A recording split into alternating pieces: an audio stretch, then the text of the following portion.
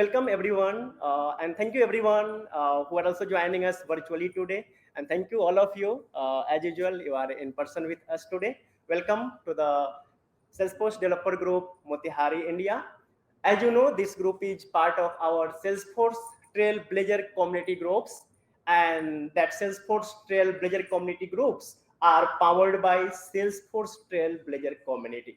As you know, today we are going for a session, Salesforce Developer Days highlights and modern application development. This event is hybrid meetup, where hybrid means, like we are connected virtually with our some trailblazers, and you are also here in person. Well, so let's jump directly on the main session today. Now, time to start Salesforce Developer Days highlights and modern application development. So few of you maybe are not aware what is Salesforce Developer Days. Then of course, Satya is going to give much details. But just for quick, last month we have events for Salesforce developers in three major cities: Bangalore, Hyderabad, and Jaipur. It was organized by Salesforce itself. Salesforce Developer Relationship Team India was primary organizer there. We attended. I also attended in the Jaipur. I got to meet with many of our fellow trailblazers, many leaders from Salesforce. Satya was also there. We met. So today, our speaker for that topic is, you all know, if somebody new, then no worry. PB Satya Sekhar, he is from Salesforce. He is lead developer advocate. And if you are in the Salesforce ecosystem, you're already aware, lots of video sessions, lots of live sessions, and lots of events. He was a speaker in many events, and as his lead developer advocate, so he's helping us with lots of new coming in Salesforce, and he's hosting live sessions. Earlier, we attended lots of Trailhead live sessions. We have official channels, Salesforce developers on the YouTube. There you can go and you can watch many video series from every aspects.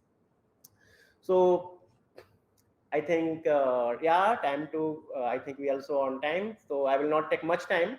Again, welcome. And on behalf of our Motihari Developer Group, I would like to welcome Satya to the Salesforce Developer Group Motihari.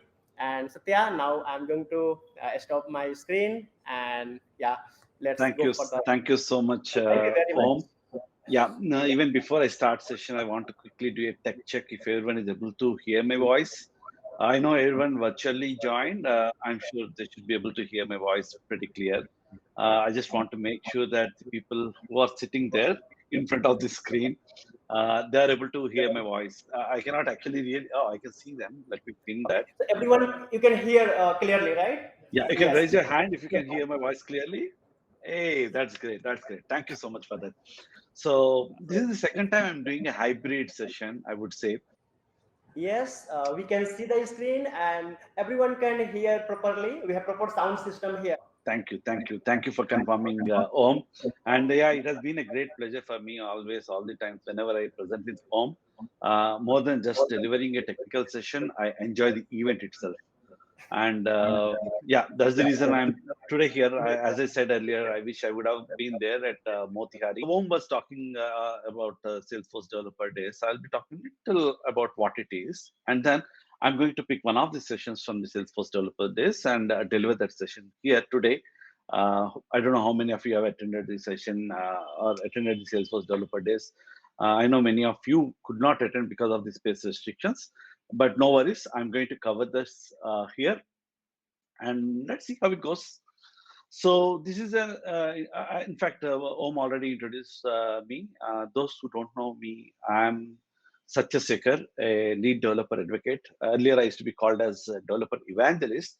I know everyone sitting here, everyone attending the session today, are evangelists by themselves. So everyone, who gives back, who learns from the other people, who gives back to the other people, and who helps other people get succeeded. So all are evangelists, right? So I'm also an evangelist, just like you. So my role as a developer advocate is to advocate for the developers. So I'm like a bridge between you developers and the product managers, the product teams. So if you have any questions related to the products, right, you can post me the questions directly on my Twitter handle, which you can see on my screen. You can follow me. You can send a direct message if you have any questions. If you want me to take any questions to the product managers, please also let me know those questions. If I'm unable to answer any of those questions, I'll be very happy to take those questions to the product managers. With that said, I'll get into one of the interesting slides, which probably most of you would have seen many times. It's a forward-looking statement. Many people even uh, joke about it, like, read some sentence, some, and by heart these things, which is not definitely possible. So what I would do is, I would say what is the essence of this slide. It says that in today's session, I might be talking about the few of the things which might be in beta. Especially, I'm going to talk about some tools which are in beta today, which may not be generally available on the platform. So if you are planning to make any purchase decisions, please base your decisions only on what are generally available on the platform. With that said, I'd like to thank you before starting this session. I know it's Saturday, it's weekend, and thank you all for taking your time and attending this session today. I hope I do the justice for your weekend, whatever time you're spending here. And I know you're definitely going to enjoy the event. Again, you would have been in person. I would have interacted with you and asked the question like, no, did you miss in-person events? Okay. Anyway, still I can ask the question. Uh, so who are sitting there, you can raise your hand and say, hey, we miss, or you can shout, we are missing the in-person events. And who are virtual, you can also put your comments in the chat. Did you miss the in-person events in the last 2.5 years? Yes. Yeah, I know. And right. We were equally missing. That is the reason we wanted to come up with a new event, a new kind of event altogether, with a lot of ideas pouring in. In fact, most of the ideas we got from the community itself. We talked to the community leaders, took some inputs from them as well, and we have come up with a new idea of creating an event in a new way, where as we do in general in any Salesforce events, right, we do learning, we do connection, we do we have fun, we give back a lot of things, but we wanted to do it in an innovative way. So we have come up with an event called Developer Days. Say the objective of event was not to just deliver the session or not to just have the fun, rather to establish a collaboration and interaction between the developers. So what we have done is, we wanted to go. We cannot go to all the cities, so we have through Twitter, through social channels, we have posted how many of the people can vote for different cities, like whichever city they want the developer days to happen, and we picked up from your votes itself the top 3 cities which got a lot of votes, and we started the developer days with those cities, and then it was Hyderabad, Jaipur, and Bengaluru. And if you see, all of these cities almost have near 300 attendees. So Hyderabad has like 306, 310, and 258. It's not because only so many people turned up. There are many people who wanted to attend the session, but because of space restrictions, we could not really accommodate all of the people, and we had to turn back few of the people. For which I want to apologize from my heart. Whosoever really wanted to come there and who could not attend, but no worries. That's the reason I'm delivering a session today, and we'll also create videos of the other sessions that we cannot deliver directly to you and post it on the Salesforce Developers YouTube channel. But don't worry if you have missed this event. We are going to come up with more cities in the next upcoming quarters. So in the Q4 of this year and also FY23, we are going to plan a similar event in more cities. And again, we'll be taking your votes, and we are going to deliver the session in those cities. So what is this Developer Days all about? So as I said, it has learning, it has collaboration, it has a kind of giving back, a social activity where we could help some NGO organizations, there were few organizations which were catering to the hearing impaired people, orphans, so on and so forth. So we invited those people, and we also had a very good time with them, and they also had a opportunity to talk to all the trailblazers about what they are doing and how trailblazers can help them. And not just that, as I said, the objective was to establish a collaboration between all the developers who are sitting there in that event. So that's where they can ideate, they can express their thoughts, and then they can give back. So the way they can help, whatever ways they can help the other trailblazers, they can do that. So in order to do all of these things, what we thought is we need to have a very robust plan, like where we can follow step 1, step 2, step 3, so that we cover all of these touch points, so that we can we can give a very good event experience for all of the people who were attending there. So what we have done is we have created a quest for the day. So it was a whole day, I would say. Uh, People have dedicated the whole day for the Developer Days event, where they had a quest where they could vote for a session. So we have created 5 sessions altogether. And in fact, we have given 4 sessions for them to vote, from which they have voted 2 sessions for each of the events. So what we have done is dynamically, whatever session they have voted, we started delivering that session. And we also took feedback, and taking those inputs, we started improving those sessions in other events. And as we go forward, we are going to do that. So your feedback really helps at every point of time. So please share your feedback wherever possible. And then we have created a network. We have met new trailblazers, where we are meeting a lot of new trailblazers. And we also wanted people to know about Developer Days event, for which they have tweeted. And of course, there was a fun, there was music that happened. And if I'm not wrong, Om was also singing a poetry at Jaipur, which was really awesome and interesting. So likewise, so we had an event called, we had a space called Trailblazer Has Talent, or Trailblazer Got Talent, where we had music, singing, playing, a lot of those things. And then finally we had a event feedback. So to do all of these things was not definitely easy. That's why what we have done is we have come up with a app. We have created an app specifically for this event purpose, and that app was really helpful. And if you see, that app was created using Experience Cloud. If you all are all on systems, probably you can take a screenshot of it, s4.co/devdays app. The app is still live, where you can probably give your feedback for now. But when the event happens, this app has different phases through which each of the participant of the event could go through. So all of this experience was built using the Experience Cloud. And this is the shape of the app. So where I said so at every phase of in the quest, so when it's the voting time, you can you can vote for a session. When it's the session feedback time, you can give the session feedback, so on and so forth. So one of the important things that happened on the day was be a PM, be the product manager. So we thought, why not? So we are all developers, I know that.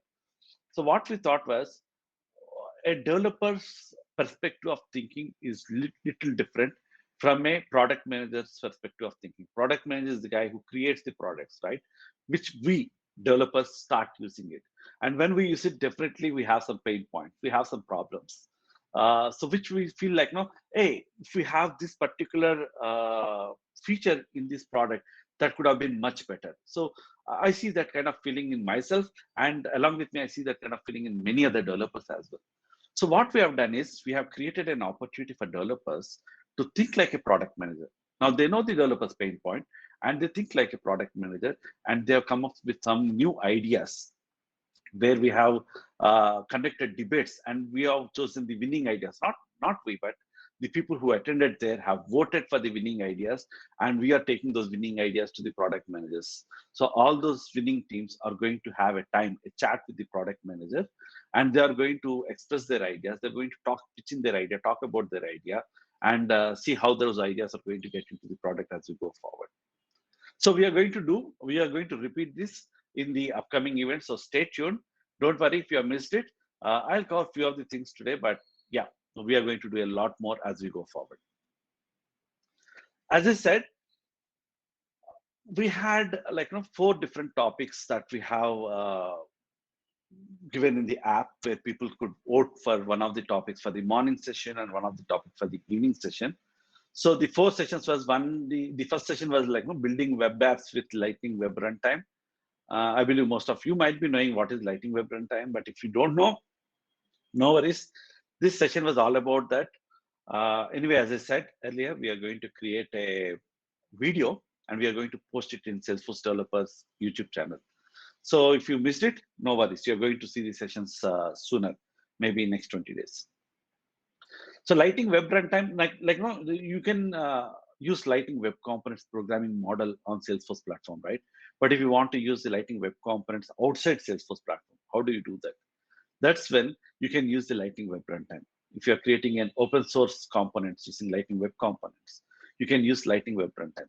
So other than Salesforce platform, wherever you want to run the Lightning Web Components, right? You can use the Lightning Web Runtime. So this session is all about on how to get started with Lightning Web Runtime, how to create, what are the differences, subtle differences while you build the applications on and off Salesforce platform, and how you can port the Lightning Web Components on off Salesforce platform using Lightning Web Runtime. So this is the session all about. As I said, stay tuned for that on YouTube, the Salesforce Developers channel. And the other session was all about TypeScript.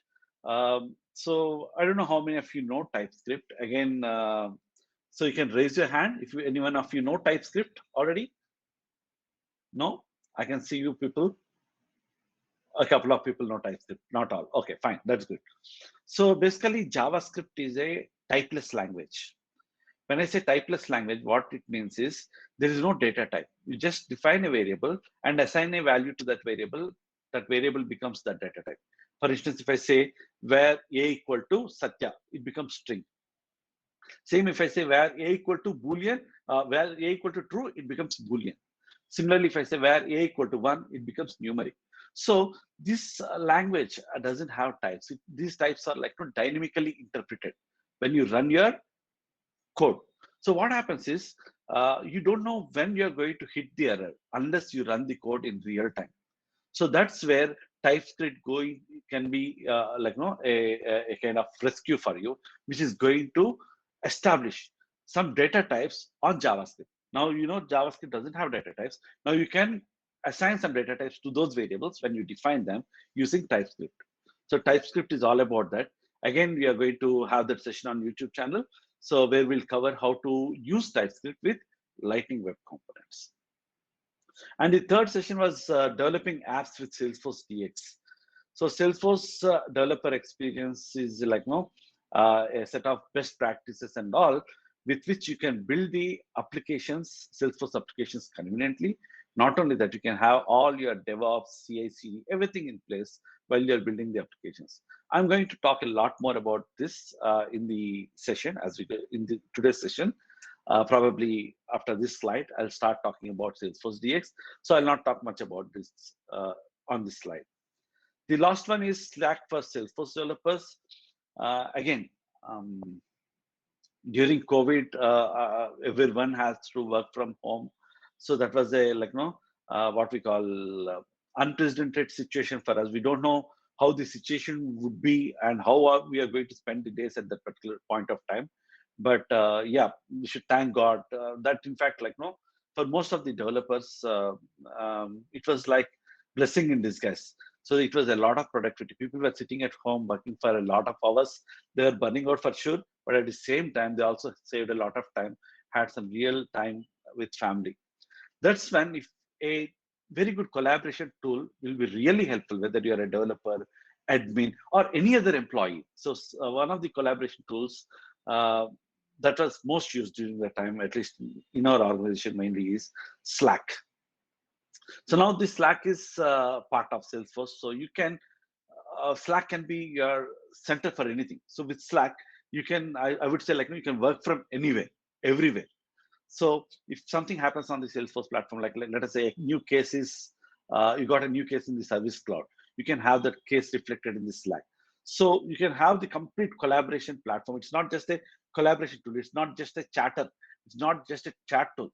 It's a collaboration tool where you can build your own applications. So again, I can talk about Slack for the whole day. But yeah, we are going to again release the video for the Slack as well, where you can learn how to integrate Salesforce platform with Slack. With that said, I would like to go to the, I would like to cover one of the sessions. Again, as I said, we conducted voting. One session got selected in all the three places, Hyderabad, Jaipur, and Bangalore. That session is DevOps with Salesforce DX. So I was prepared to deliver all of these four sessions, but then I had no choice but to deliver the Salesforce DX there because most people wanted that session. So today I'm going to talk about what I have covered in the Salesforce DX session during the Developer Days event. But before that, I just want to take any questions so far. Like, you are able to get me. You feel I'm speaking fast. It's fine. So far, because I was talking about Salesforce Days, I know everyone should be able to catch that. But again, if you feel like I'm speaking too fast, I can definitely slow down. Is it understandable, everyone? If you can raise your hands, that will be great. Cool. Awesome. Okay. So, any questions? Please keep posting your questions here in the chat window. I'll definitely revisit the questions. I'm going to answer all of these questions. So, actually, today I was seeing Twitter. There was a Twitter space called Salesforce Jokes, where I was seeing a meme saying like, no, someone saying that I just refreshed my Salesforce org, and the other girl was asking, oh, did you upload the change set? Then that guy says, oh, I forgot to upload the change set. So that's a kind of pain point, right? So today in this session, I'm going to talk about something which can handle such kind of pain points, where you can easily uh, migrate your or you easily promote the changes from one org to the other org. That we are going to do using Salesforce DX. So what is Salesforce DX? Here I have three statements. So out of these three statements, only one statement is correct. Okay, two statements are false. So you can put it in chat window. Uh, the guys, you can read the statements. So let me read it for you. So what is Salesforce DX? Someone says Salesforce DX is a product and or a methodology to facilitate development and release management on Salesforce. How many of you say yes to that? You can raise your hand.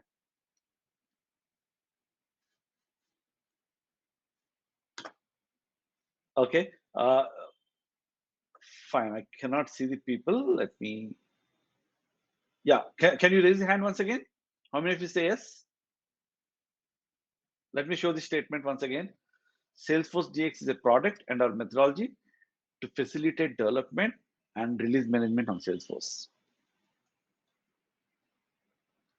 Okay, I don't see any hands raising, but let me reveal. This is one problem generally with a hybrid mode. It's not that easy to gather your expressions, but then let me reveal these things. The first statement is false. Salesforce DX is not a product. It's not just a methodology to facilitate development or release management. So what does the second statement says? Salesforce DX is an enduring product commitment by Salesforce. Second statement says that it's a commitment from the Salesforce that we deliver a open, modern, and flexible tools for you to build the applications. So here it's a commitment where we are going to deliver the tools. So this statement is true. And today I'm going to talk about two such tools, which as I said, is a commitment from the Salesforce to give you the best products possible. And with those tools, you should be able to seamlessly build your applications using the modern app development. And the last statement says that Salesforce enforces you to use some set of products or tools or capabilities. No, it's not like that. So Salesforce DX is all about uh, using your own set of tools wherever. Like now, I would say, let me bring up the highlights of the Salesforce DX so that you can understand it in much better way. So with Salesforce DX, what you can do is you can use your own tools, whichever tool you want to use and use it in your own way. For instance, if you want to use Notepad++ to write the code, use it, no problem. If you want to use Visual Studio Code, you can use it. So whichever tool you want to use, you can use of your choice with Salesforce DX. How is it possible? That is possible because of this powerful CLI.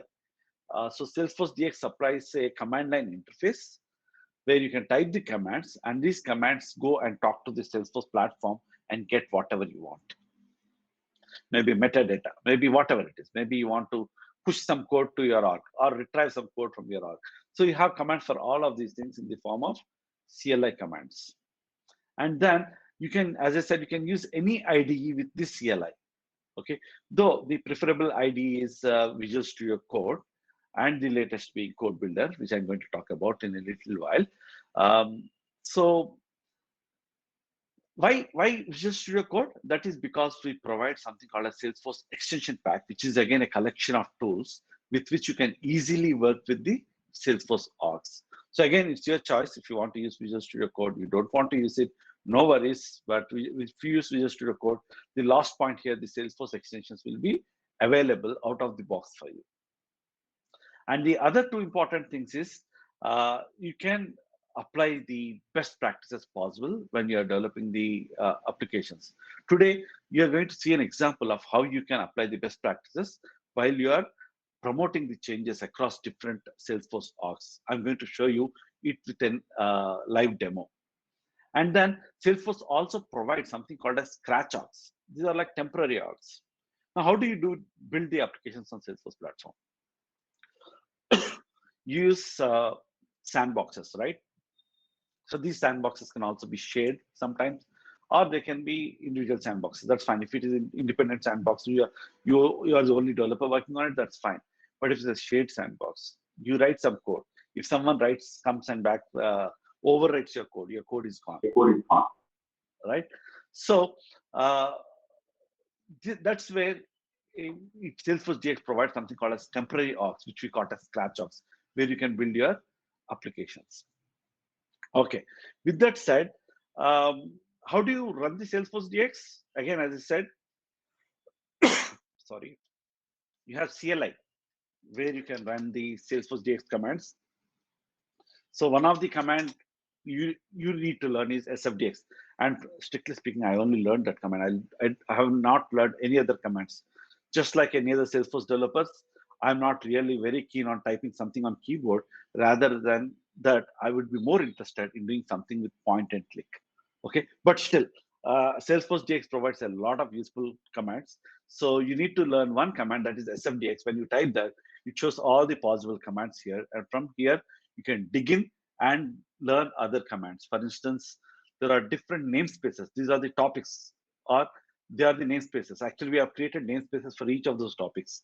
So you want to manage username aliases, you can do that. You want to manage the authorizations, how the user can connect with the Salesforce org. There's a namespace for that. You want to change some configuration parameters, there's a namespace. You want to work with actual platform, Salesforce platform. Maybe you want to create the Apex classes. Maybe you want to create the Lightning web components or flows, whatsoever. For that, you have something called as Force namespace. Similarly, you have other namespaces. So now that you know, at least this namespace caters to the tools for the Salesforce developers. So now you want to see what are the different commands that you have in Force namespace. It's pretty simple. You can say SFDX and say Force. I don't know if you are able to see that. Let me zoom it. Only it zooms that much, fine. SFDX Force, and simply say minus help. And it is going to show you all the possible commands. Now you can dig into any of those commands. Let us say I want to see Force Apex or Force org. So I can simply say SFDX. Let me clear it. So I will say SFDX and I say Force org minus help. That's it. I'm going to get that list of commands within Force org. And within Force org, a specific command I want to see, like clone or list. I can simply copy that command, and here I say SFDX, and I paste that command again and say minus help. And it gives me what is that command all about, what are the different options possible, and it also gives you some examples. That's it. So likewise, you can dig into different types of commands and you can start learning commands. Today, we are not going to talk much about Salesforce DX commands, but as I said, you can go and explore. And altogether, there are not more than 148 commands. If you see, let me count the commands here. Let me say SFDX.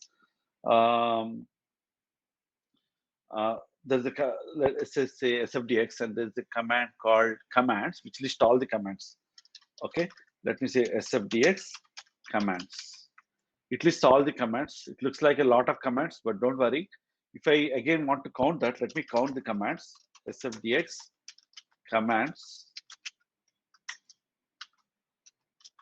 If you see the count, you have only 148 Salesforce DX commands. That's all. Okay. Only 148 Salesforce DX commands, not many commands. You need not really by heart any of those commands. As I said, you can easily dig into those commands. So today we'll see how we can use those commands to work with the Salesforce development process. But again, as I said, I'm also a Salesforce developer, just like any one of you. So I'm interested more in the point and click. So I'm going to see wherever possible, we are going to use point and click. We are not going to type any of those commands there. So let's see how to do that. So to get started, first let's understand what are the different development models that we have on Salesforce platform. Basically, there are two development models. One is org development model. The other one is package development model. So what is the difference between this org development model and package development model? Most of us might be probably using the org development model, in which case the production org is the source of truth.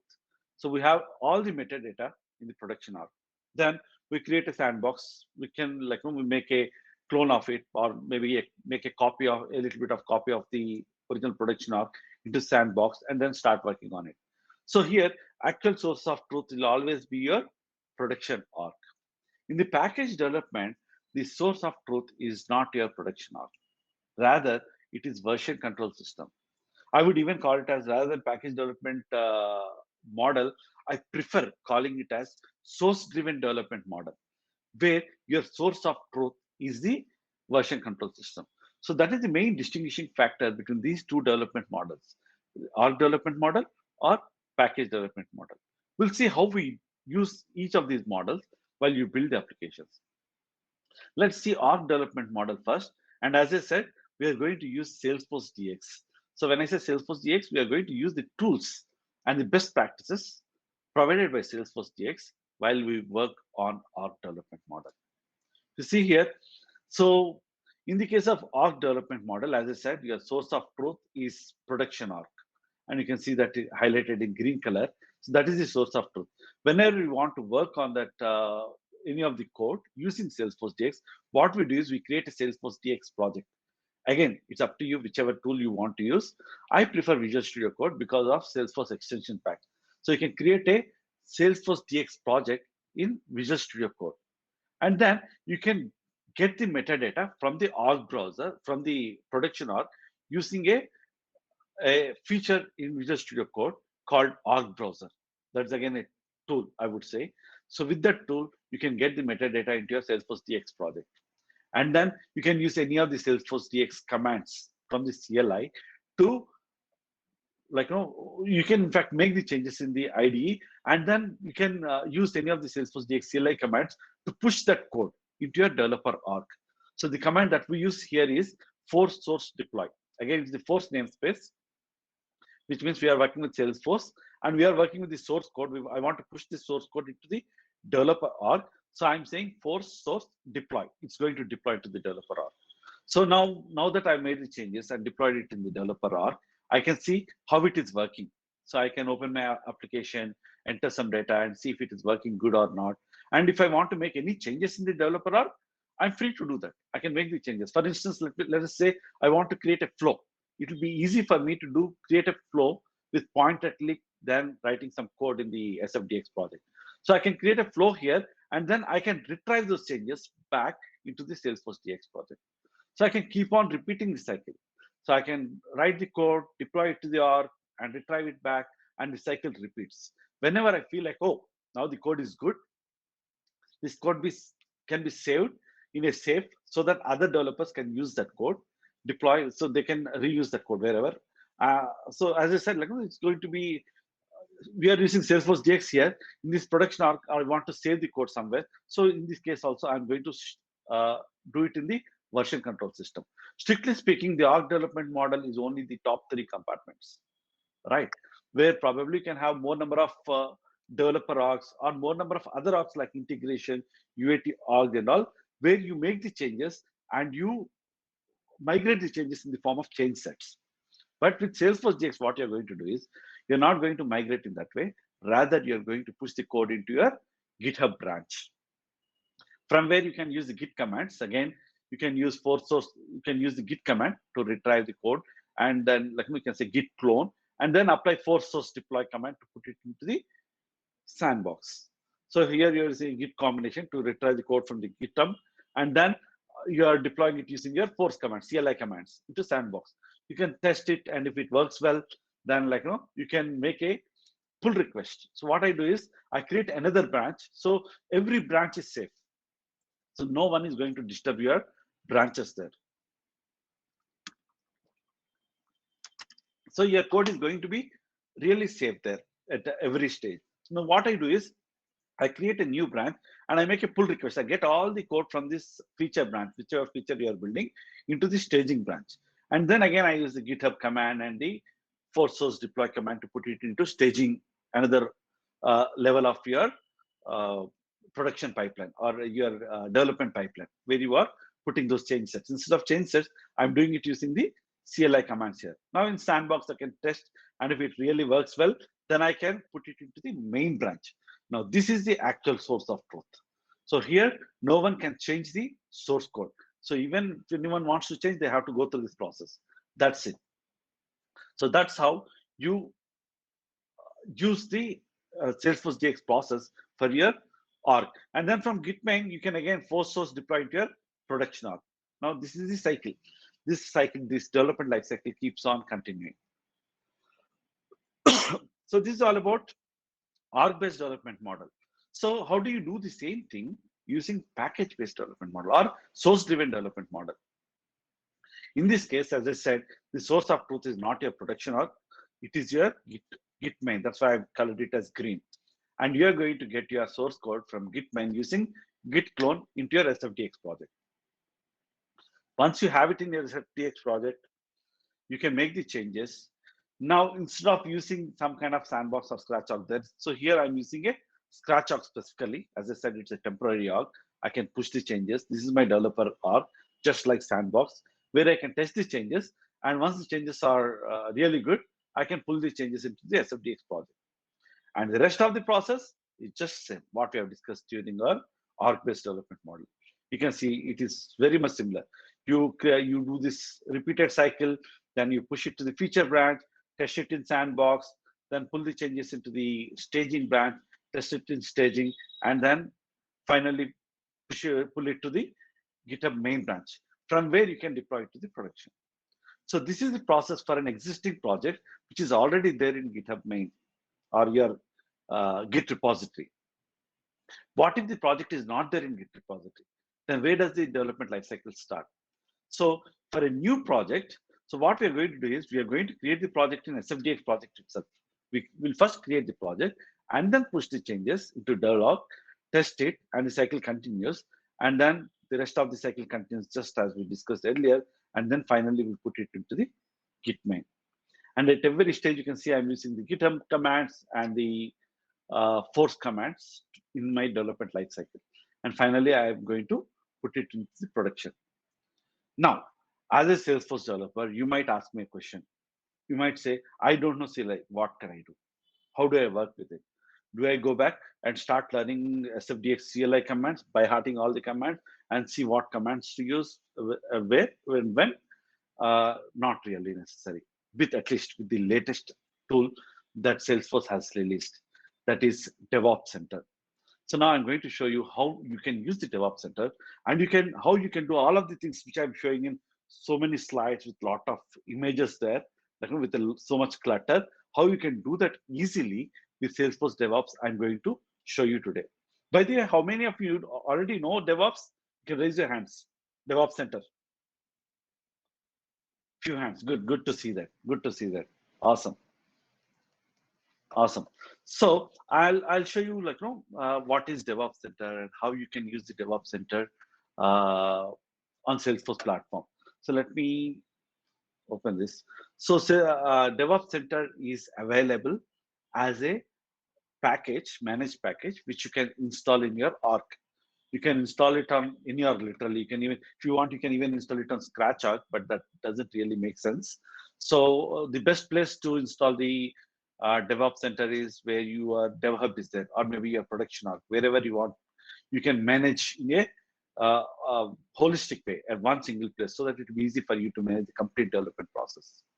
So once you install the managed package, you'll be able to see it in your app launcher. If you see here, I would say like DevOps Center, I'll be able to see that in the app launcher from where I can launch the DevOps Center. Once I launch the DevOps Center, this is what you're going to see. So here I've already created a project for our demo purpose, but otherwise this project will not be there. You can go here and say new project, and you can give the project name.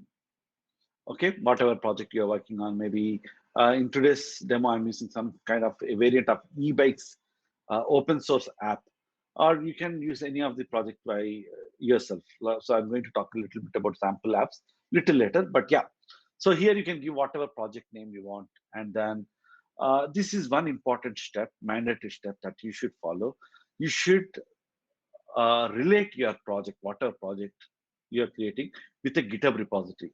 If you see my flow diagrams, my diagrams which I showed in the slide deck there, so I was always talking about the version control system, right? So there should be a connection with the version control system.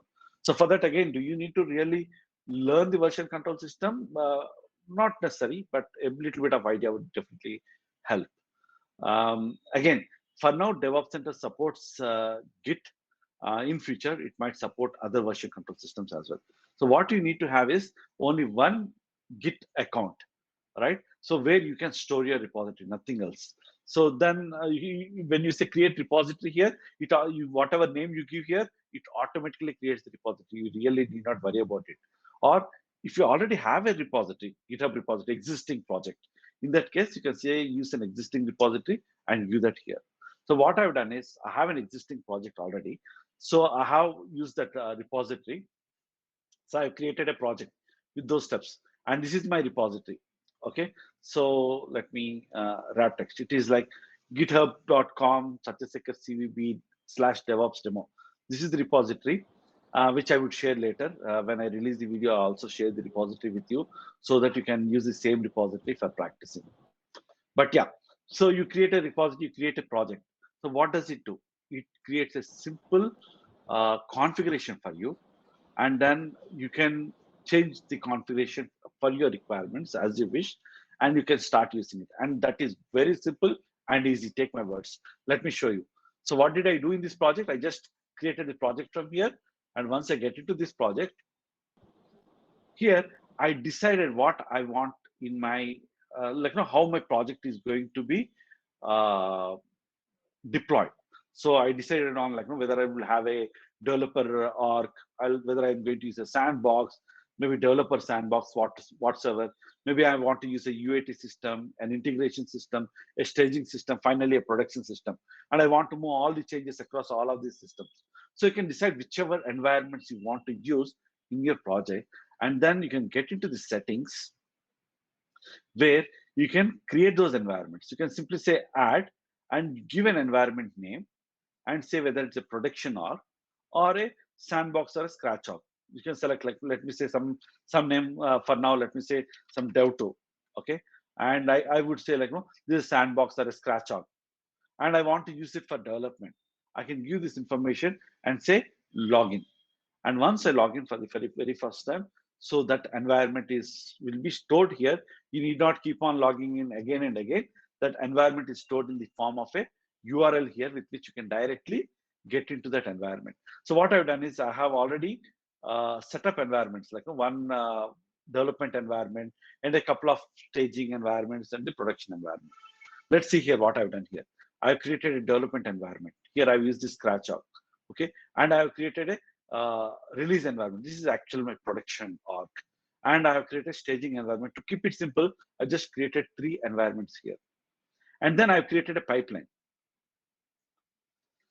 So what is this pipeline? So in pipeline, I decided what are the different levels. How do I migrate the changes from one level to the other level? So I make all the changes in the development org and then migrate those changes to staging and migrate those changes to production. So in the previous step, I've created the environments, right? So I've assigned those environments to each of these things. So how do I do that?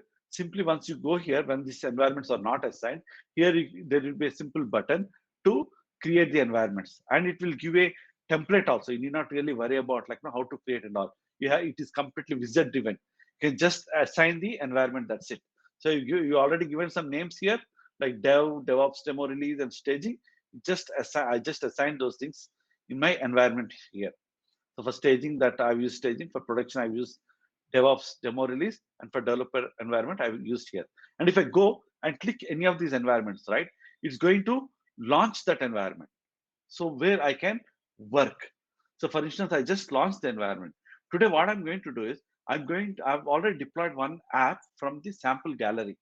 So I don't know how many of you know sample gallery or sample apps, I would say code samples. There is a section in developer.salesforce.com.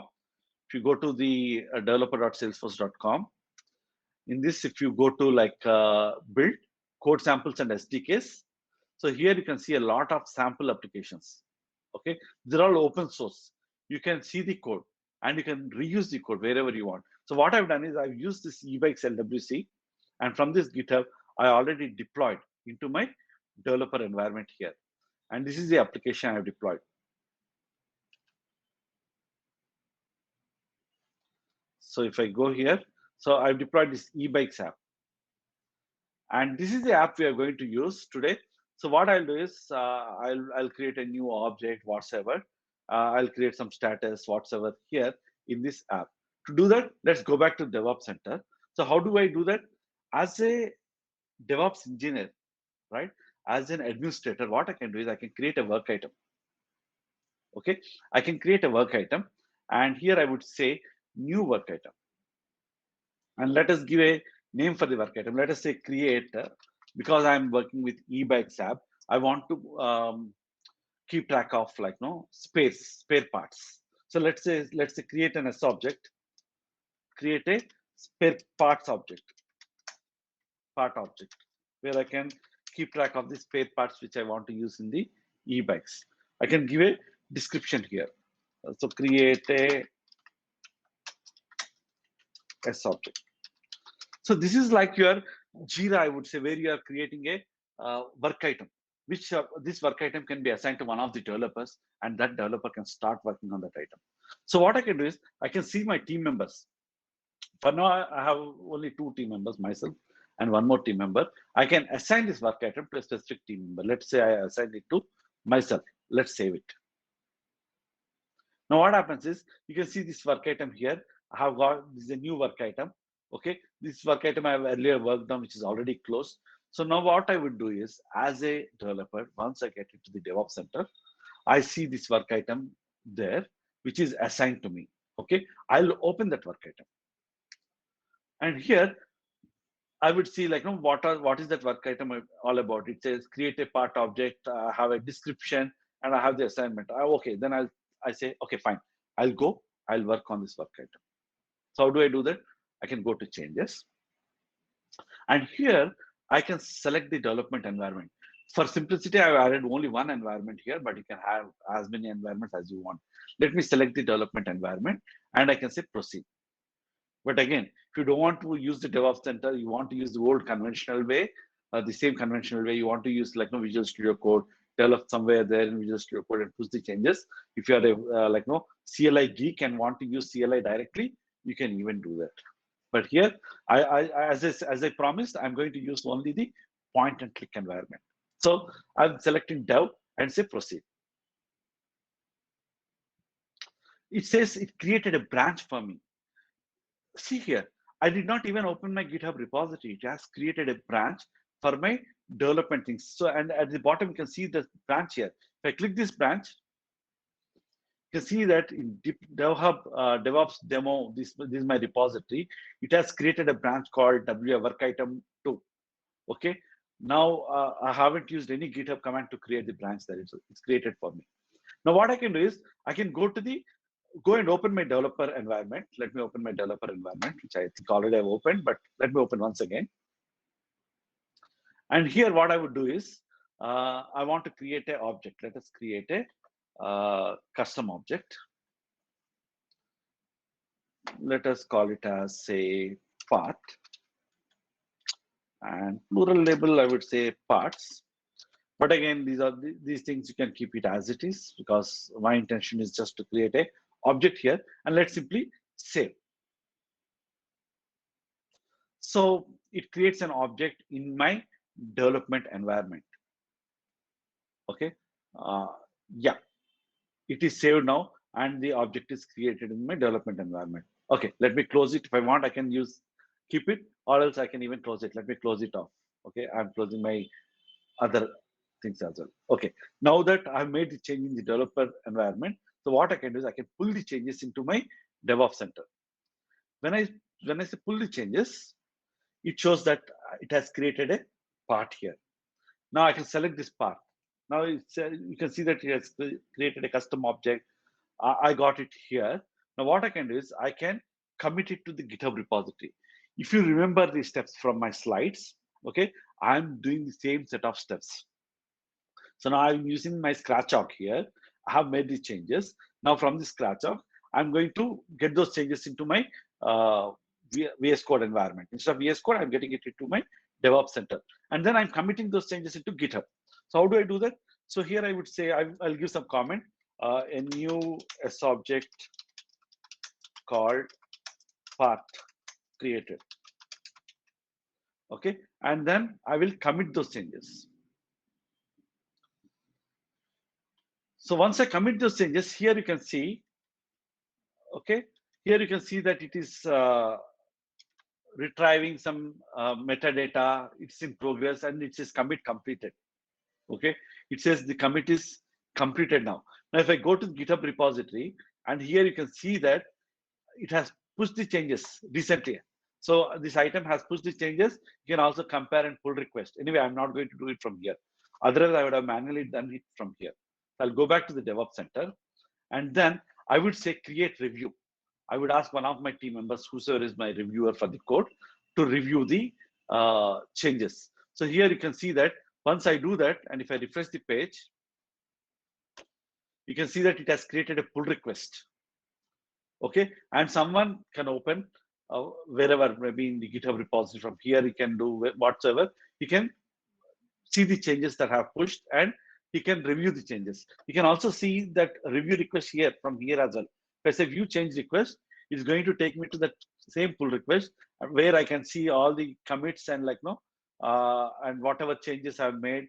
I can review those changes, put the comments whatsoever. Once this process is done, I can again close this. I need not keep those things open. Once this process is done, I would say ready to promote. Okay, and then you can see that it's ready to promote. You can go to the pipeline. Now you can start promoting it across different development environments. Now I made all the changes here. So this is my work item. These are the changes I've done. So I can simply say promote selected. What it does is it will push this change into my staging environment. So let us see how it does it. So I say promote selected. Again, you can see the status while it runs. So it is asking some questions here. So it's saying that, do you want to promote all the changes, all the metadata changes in the staging branch? You know that in GitHub repository has created a branch there. Do you want to push all the changes, or you want to push only the recent changes? In my case, I want to push only recent changes, the path, nothing else. I want to push the path test object. So I can keep changes not in staging stage. And not only that, while you're pushing, if you are writing some Apex classes, you can also make sure that these tests are run before it is promoted to your staging org. Okay, so you can check any of these options and let this test run while it is being promoted. So let's promote for now. And here you should be able to see a status in a while. It says promote queued.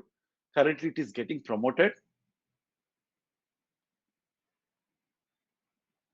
And you can see that it is getting promoted to this specific org, this environment, and it is currently deploying those changes, deploying metadata to that particular org. So you can see that it has deployed 0 of 1, now 1 of 1. It's pushing all those changes. Now what it is doing, actually, it is running force source push command for us, and it is pushing those changes into that org. So you can go here. From here also you can open the environment. You can open that staging org and see if the change is there. And you can also view the branch in source control. Let us say view branch in source control. So you can see that now it is in staging branch where it has made the changes. And let us see in the org as well. So let me open environment. So open environment. This time you can see that it is opening a different environment for me. Okay, that is the staging environment where I can go to the object manager, right? And then here I can see if the part object is created, and there you can see the part object, and it is deployed. Okay, so now what you have done is you have made the changes in development environment and you have promoted it to staging environment. Similarly, you can also promote it to the production environment. And while promoting, right, you can say there can be a number of other orgs as well, like just like staging, there might be UAT and there might be other levels of promotion. It's up to you. And at one of the levels, you can also promote it as a work item bundle. I have set this option while creating the pipeline. So when I say promote as a work item bundle, what it does is, if you see here, I can give a version number to that bundle. This is going to be promoted as a bundle. Now the changes can be from different developers, right? So from all those developers, those changes come to staging, and from there you can create a bundle and promote it to a production org. So let me give it as like say version number 1.0.0 or 1 whatever, and I would say promote. So earlier it was like 0.0.1 version. Now it is getting promoted to the production environment. Once it is done, it will be there in your 1.0.0 version. And again, you can go to the production org, right? Just like your staging, you can open the environment and see the changes there. Does it sound interesting? Easy? Yes or no? Let me Yeah, go it to the. does. Is it interesting? You can raise your hands. Yes, it Uh, is. awesome, awesome, awesome. Thank you for confirming. So this is all about the DevOps Center, and it is now available in beta. Every one of you can start using it, trying it at least. And then if you have any feedback, you can give the feedback in the. There's a community channel. Actually, there is one fun fact about that community channel. And this community channel for DevOps Center was created almost 2 years back. 2 years before that is released as beta. Okay, 2 years back, and now we have more than 3,000 members, or even more now. 3,000 is like 1 month back count. Even more number of members in that channel, where the product managers will be answering your questions all the time. Okay, so if you have any questions about DevOps Center, you can also post your questions there in the DevOps Center community channel. Okay, one last thing before I go, I want to show is uh, in the developer tools is the um, code builder. Okay, so I know we have 5 minutes, and I'm sure 5 minutes is more than sufficient to cover the code builder. Again, code builder is also available uh, in beta now. So what you can do is you can go and uh, get the package from the app exchange. You can get the code builder package and deploy it to the in your org. And once you deploy, you can see the code builder here in your app launcher. Okay, and once you launch the code builder is pretty much similar to your Visual Studio Code. So what you do here is when you launch it, here you see a button called Create Environment. So now you can create an environment where you can build your Salesforce applications, right? So just like creating a project in your Visual Studio Code, when you say create environment, you're creating a project for your application.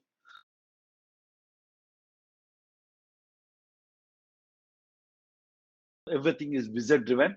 You select that item, give a name, log in into your org, and that will become a default org. So I've already done that for demo.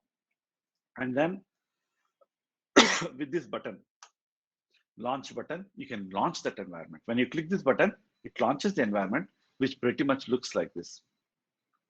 Here you can see uh, it just looks like a Visual Studio Code, right? It has the activity bar on the left side. It has your file explorer here. It has a editor where you can write the code. You can also use the terminal. So you can see CLI terminal here, where you can run your SFDX commands. Okay, you can run your SFDX commands just like in your Visual Studio Code. You can also launch the command palette like Command Shift P. So you can all do all that stuff like what you're doing in Visual Studio Code. But now where? In the browser. This is one of the most awaited tool which you can use just like your Visual Studio Code. Instead of Visual Studio Code, if you want to work on the cloud, you don't want to install anything like CLI and all that stuff, you can use Code Builder. So Code Builder comes with a CLI pre-installed. All of these things are pre-installed. You do not really worry about installing the VS Code software or some other software to get started working. You simply launch it from your environment here and start working on your project. So I have the same project here. I can keep working on this project, right? So I just want to show you that it is pretty much similar to what you have in your Visual Studio Code environment. For now, because it is in beta, you have 20 hours to try over a period of 1 month. Okay. With that said, I will take any question and answers in the chatter. And then I also want to thank you for your patience for this 1 hour. And I'm sure, yeah, you have something to take from this 1 hour. But I enjoyed presenting this session. Hopefully you had the same feeling. You can just post your questions in the chat, or you can ask the questions. Om, probably you can help me if someone is asking question there. You can repeat that question, or if someone can come to the mic and ask the question, I can answer your questions. Hey Satya, this is Vindeswar. I have a question. Okay, yeah, I have a question in chatter. Hi Satya, how can we revert the changes in case of anything goes wrong? Yeah, this is one of the very important and very good question, I would say. So how can we revert the changes in case of anything goes wrong? So DevOps Center is evolving, and some of the features are still coming up. But for now, at least if you have made the changes, revert the changes, you undo the changes here, and again commit those changes, promote those changes, so that it will be reverted. For now, you can do that, but later you might have a feature where you can revert the changes in the DevOps Center itself.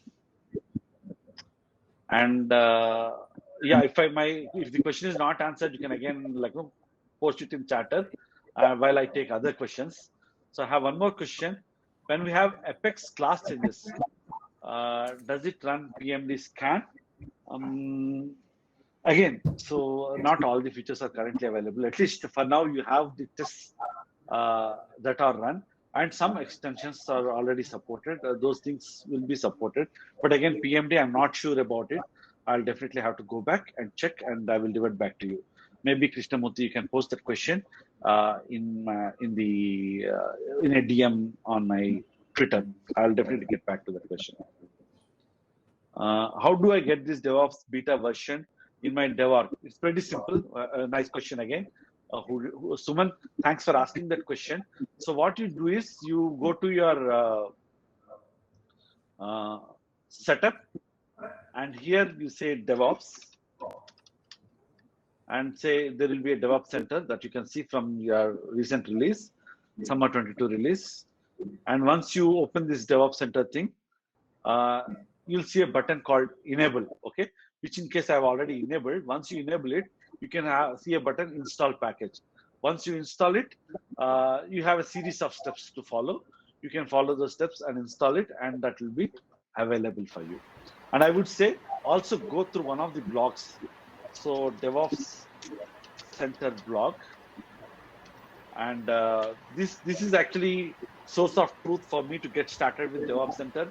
So I learned everything from this blog only. It looks like a simple blog, but it has release notes. It has installation and configuration instructions. It has user guide. Go to this step and then just follow those steps, and DevOps Center will be there, and you can start working on it. Got it. And can we add extensions with Code Builder? For now, Code Builder has some limited extensions. So even you cannot install your own extensions at the moment. But yeah, stay tuned. That feature will be there. We are going to see it as we go forward. But for now, you have all important extensions already installed for you. So they are pre-installed and you can use it. Satya, I have one more question. So Yeah. since in my company we are using Copado extensively to do the DevOps task with Salesforce. Yeah. So is that what Salesforce is targeting? Like whatever Copado is providing, now we are going to get that as an in-house feature from Salesforce. I would say not exactly. Like Copado is a very powerful tool. You still keep using the powerful tool, but I would say it's also on the other side because like you are now DevOps is made easy. The intention is, we know there are administrators, there are low-code developers, there are pro-code developers. See the guys who doesn't know CLI, who doesn't know GitHub, who doesn't know how to work with repositories. So there should be a way for them to collaborate with each other in a seamless way. This from central control. Okay, that's the reason DevOps Center was launched. Again, one related question which we generally get here is like, no, how it is being licensed. For now, Right. you are That going was my to. next question. I know, you are going to ask that question. So that's why I'm answering that question as well. So for now, beta, like, no, see, it's going to be a freemium. You can try, you can start using the DevOps Center. You have all the basic features, which I showed just now. As you go forward, there might be some services which might be paid services. Okay. So those are like extra services, which you probably like, Copilot is like a most evolved tool for the DevOps, right?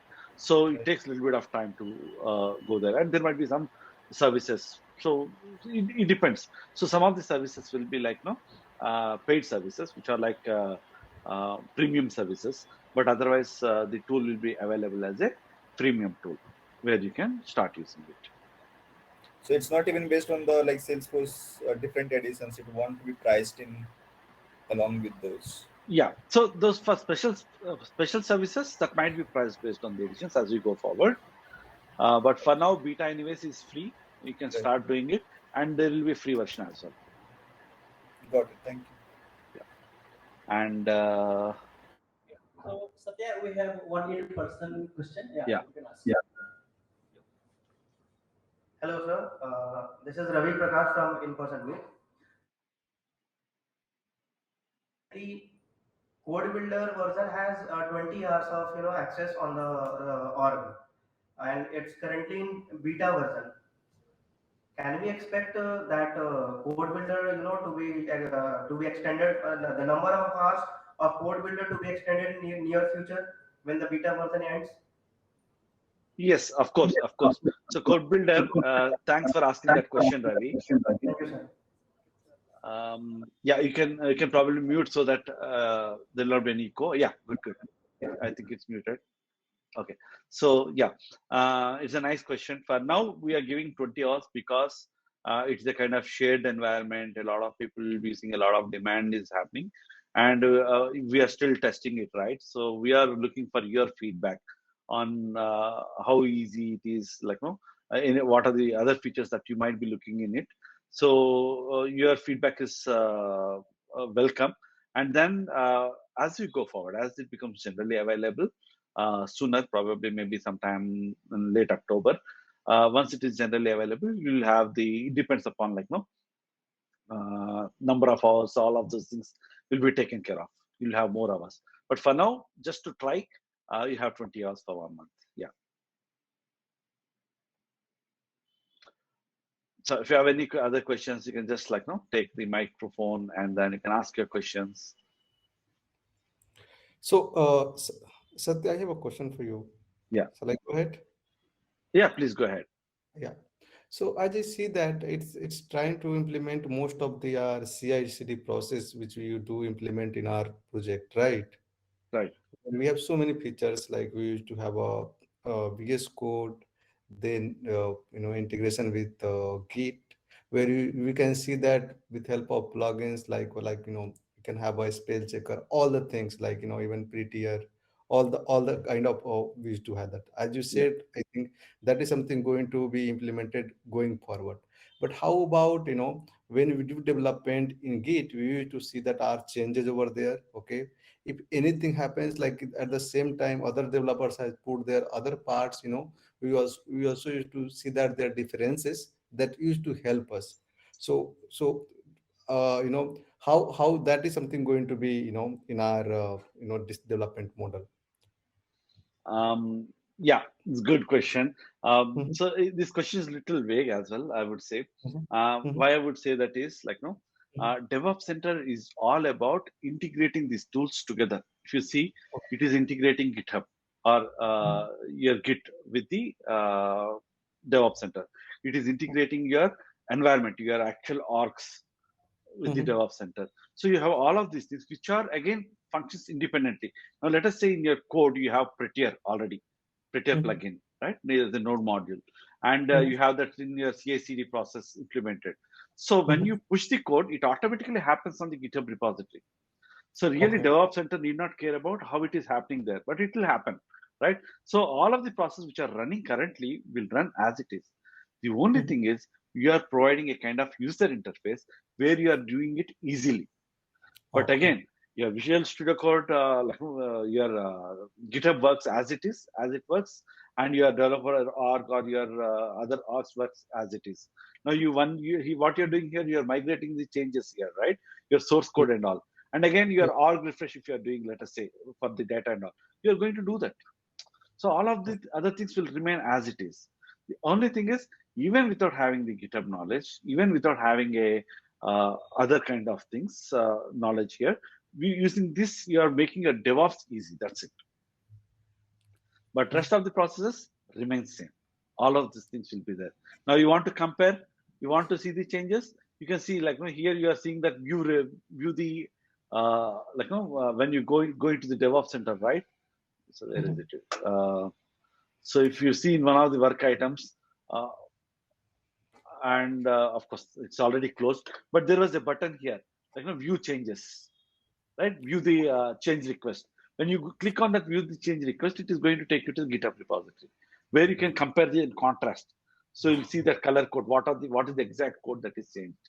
So from here you can easily navigate across different touch points and see Ah, what's happening where. That's it, okay. and it is made very easy.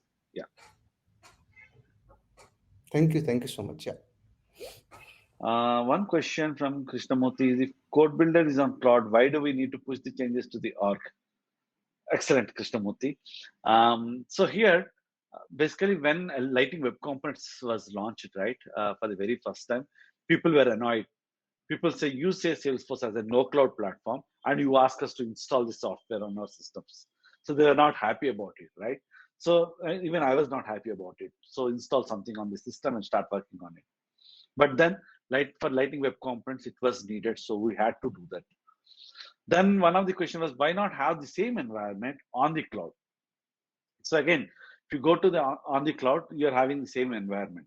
But as I answered in my earlier question, I'm not changing the process. I'm not changing the CLI commands. I'm not changing anything else. How you are working on the Visual Studio Code, where you are pushing into an org and pulling the data from the your source code from the org, pushing it into GitHub, pulling it from the GitHub. All of these things you're definitely going to do, whether you're working on your desktop environment or your cloud computing. So that process remains the same.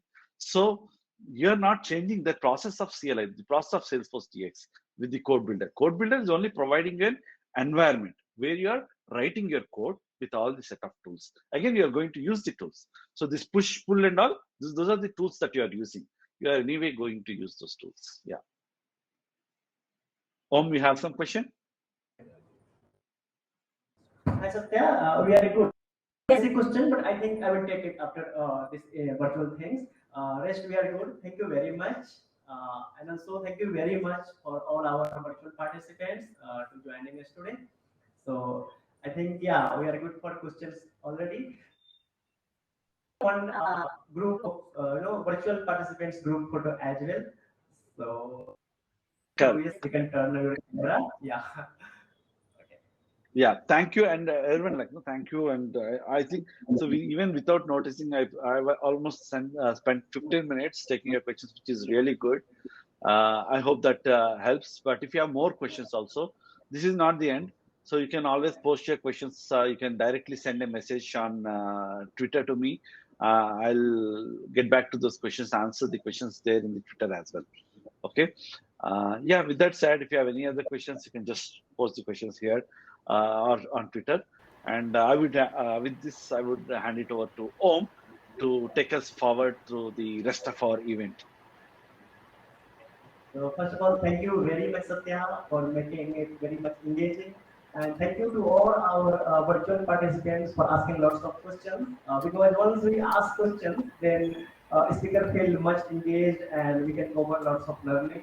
So thank you very much, Satya, for time on the weekend. I know it's with us from long time today. Thank you very much once again. We're grateful and thanks to all our participants.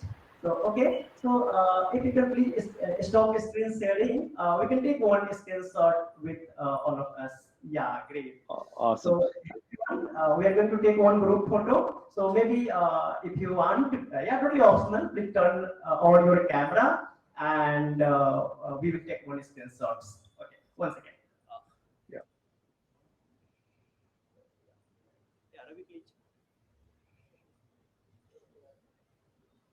Okay, photo time. Okay, Pooja, maybe you can help us with some screenshots as well. Maybe we can say something like this. That helps. Yeah. Yes, would be great. Would be great. It's my request to everyone. Please switch on your camera. Because of blank screen, I can see, so it's not So looking on count nice. of three, Please, maybe we can everyone. say something like this. Yeah. Great. Guys, Satya had put a lot of effort. Come on. I'm waiting for the count. Yeah. Let me Abhinay, know when you are Sanjay, taking please, this. Anamika, please switch on your camera. John, Yeah. Peter, and Vindeshwar, sir, you all. Oh, yeah. And while other people switch on the cameras, thank you everyone. I thoroughly enjoyed today's event, seeing so many people virtually as well as physically. And thanks, Om, for making it happen. Thanks, Pooja, and thanks everyone. I'm really happy, and definitely I'll take some time later to meet you in person as well as more at Motihari. I missed it this time, but for sure I'll come there sometime later. Yeah, thank you, sir. That was really a great session. It was nice meeting you and everyone else. Thank you. Thank you. Thank you so much, Satya, for providing this kind of session to inaccessible area, I would say. Okay, and we are really very grateful. Even city like Motihari, we are providing this kind of session. People are attending. Okay, I'm very thankful to them, and I really respect their interest. This turnout, right? I know Om is definitely a good influencer, and I learned about Motihari when I met him in person, and then that's when I got to know about a lot about your group, and then I wanted to present sometime or later, and then thanks for giving me this opportunity as well. Yeah. Thank you. Thank you, everyone. Bye bye. Okay. So now we are going to end the virtual one. Thank you once again, Satya, and thank you once again to every our participants. Bye bye. Take care. We'll continue. Thank you, everyone. Thank you so much, Om. Thank you so much for organizing such a great session. See you soon. Bye bye. See you soon. Bye. See you soon, Satyaji. Omji, thank you. Thank you. Bye.